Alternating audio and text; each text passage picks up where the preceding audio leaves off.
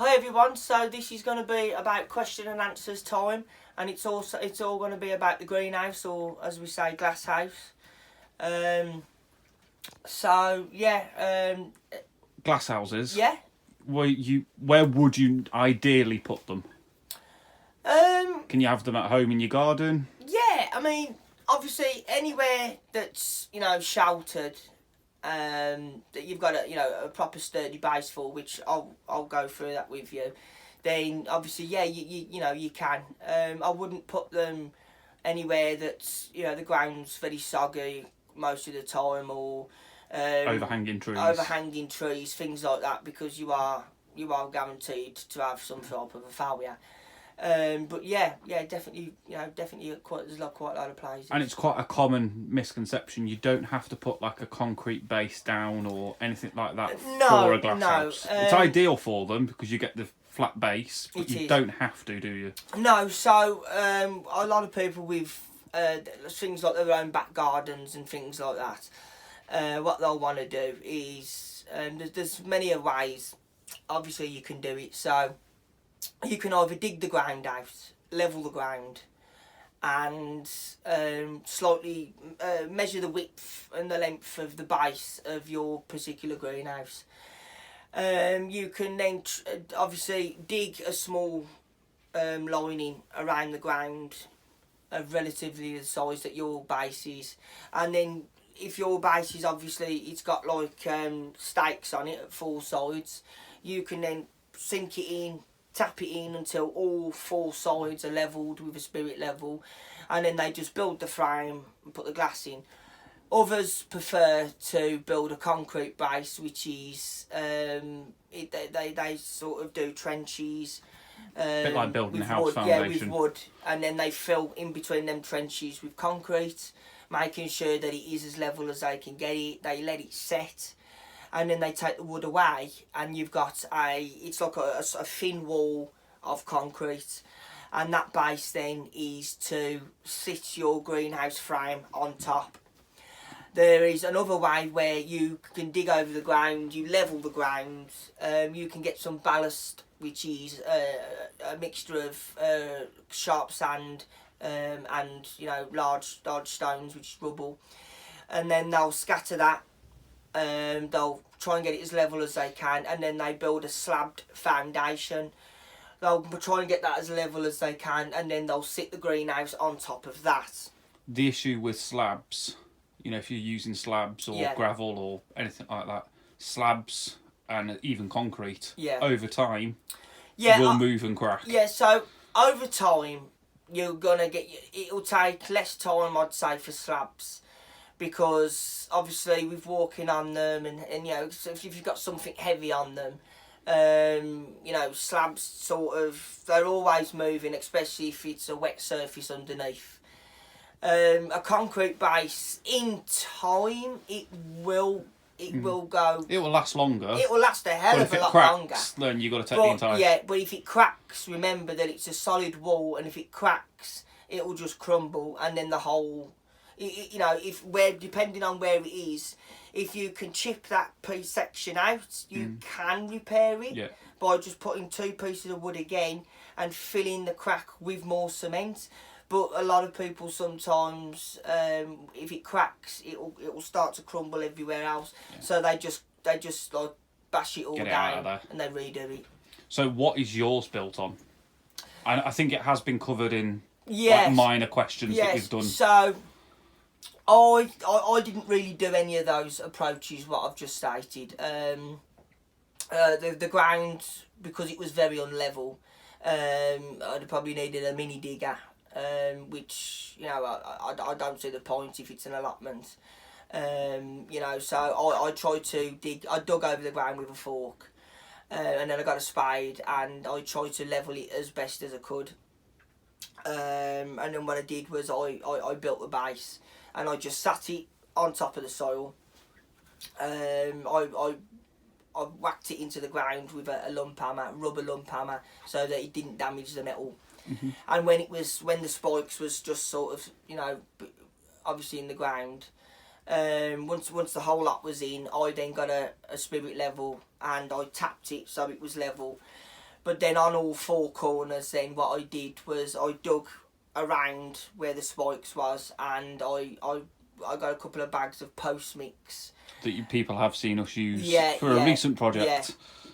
And I just I saved all the pebbles and stones, put them in the bottom of the hole, and then obviously I filled the holes in full of post mix. I took some water out of the water butt, and I put a bit in. I let it sink. I always, with post mix, I poke a few holes in to let any air bubbles out, and let water in, because it's very dry and sometimes it does have a tendency to just sit on the surface. And then once I've seen it thickening up, I just put a little tad more on, and I leave it then overnight. Even if your bags say it takes 10 to 15 minutes, quick bags to dry, do not trust it. Just give it the extra time until at least the next day, just to properly solidly set. You've got no problem then. And that's exactly what I did. I come back the next day, it was as sturdy as anything. I just put the soil over it then, continued to level the inside, and then I continued to build the frame, and then obviously the next one was to put the glass in, and it was done. Okay, so in, for example, your glass house, which people have seen, which is there. Yep. What maintenance? So obviously, people like down on allotment, it's going to get rather dirty. Yeah. I mean, just being outside, it's going to get dirty. Do you get up and clean the glass? Like people can see on the top of yours at the minute, there is some green appearing on the top of the glass. So, is it recommended you clean the glass? I mean, different people like to do different things. So obviously with mine, I don't tend to clean them. Definitely not in the winter anyway. It's very thin glass. It's the dimensions of the glass is 610 by 610. They're not all that size. Some are oddly sized, as you might be able to see. Some are quite large panes, and some I've had to patch together. Yeah. The glazing clips and the window clips, etc. I bought them cheap as anything. I think they was £3 or £4 a pack from Wilco's at the time. Normally get about 50 or 60, don't you? And that just keeps them in place, stops them from falling. And so obviously if you do get a build up of algae, like as stated at the top and whatnot, if you can get like a trowel or a scraper, or even if you can get a wallpaper scraper, if you can attach one of them onto anything like an old broom handle, and just get it up on the greenhouse roof and just scratch anything that on the outside that you can.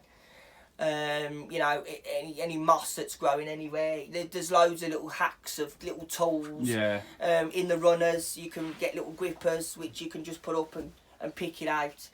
In the summertime now, I will try and get the hose pipe. We don't like to really use hose pipes a lot because of we like to preserve the water. So what I normally do is I'll get the watering can. I'll even have to stand on something, and I'll just pour it down the windows, and I'll get rid of it like that. So inside, I'll try and do the same. So with glass houses, obviously, people will see, it rains on the glass. Mm-hmm. Where does the water go from your glass house? So basically, as we all know, it rains on the top of the glass. It runs down the glass. It goes into the gutterings that there's two at the side, and it's normally what should happen is it should go down either end of the guttering, and at the end of the guttering there's a hole, and then it should normally go through a pipe into a water preserver, either a water butt or a tank or things like that. Now, I haven't exactly at this moment in time got round to it, because I've been preserving. I've just not long preserved guttering on this shed, and I'm at the moment trying to sort out water preservation for the other two of my polytunnels. So there's a lot been going on, so I haven't as yet got time for that, but it will be happening. Just a quick one. Water preservation is quite important. Yes, not all sites definitely, like this one does have running water. No, not every site does have it. No, so we're quite lucky, mainly in Birmingham. There are sites in Birmingham as well that you don't get functional toilets. There is no water, and there is no canteen or like little huts like we've got here where we can all have a key. You know, have a cup of tea for those who haven't got sheds or anywhere to shelter. For those that haven't got a hotel on their site like yours. Exactly. You know, what they see is what they get, and obviously they have to wait. They have to hope and pray that, you know, Mother Nature rains as much as it can to fend for their crops. But even them places now, they're also high up on the, you know, the water preservation side. Even drilling a couple of holes into some plastic piping, guttering, cable tying it to a metal fence with a downpipe into a bucket, because anything that will catch rain, it will still run down the pipe and into the water. But anyway, it's just they're using the fence just to hold it in place. And you can do it with polytunnels as well. Yes, large industrial polytunnels tend to do it so it runs off. Obviously, polytunnels are upside down use. You can put the gutter in at the bottom the ground and let the water run down. With the windows, some are like a long window, or some have like little windows. Sorry. So if you can get a long piece of guttering, and if you put the windows up with the clips, if you slide the guttering in between, so it's like the windows when they're up, it acts as a sling to hold the guttering in place. You can then dig a hole at the other end, and you can, if you wanted to, you could sink the water butt partly in. So then when it rains off the polytunnel, it goes down the guttering and straight into the water butt. Obviously with a greenhouse, it's sort of the same, except it's probably a little bit higher up. If your guttering doesn't come with a hole, you can buy the ends for them. The caps. Which go on either end, and you just put a piece of pipe on, and it goes down into a water butt basically. So on yours, how many water butts do you have that collect water? So the one that's preserving the water for this, which is the shed, it's a big tank at the back. It's a 1,000 litre tank. I have actually attached a hose lock tap connector onto it so I can easily access the water. The guttering is at the top of the shed. It rains down the shed, goes into the guttering, comes down a pipe, goes straight down into the 1,000 litres. That's a big one. There's also another one which is at the side. The one that people see or use quite a lot. Which is there's a big blue one there, which is at the side of the polytunnel. And I have also got there's I think I had a few more scattered about, but I to be honest, I didn't need all them. Not when you've got a 200 litre water butt there, and then you've got a 1,000 litre water butt there. That is a hell of a lot of water.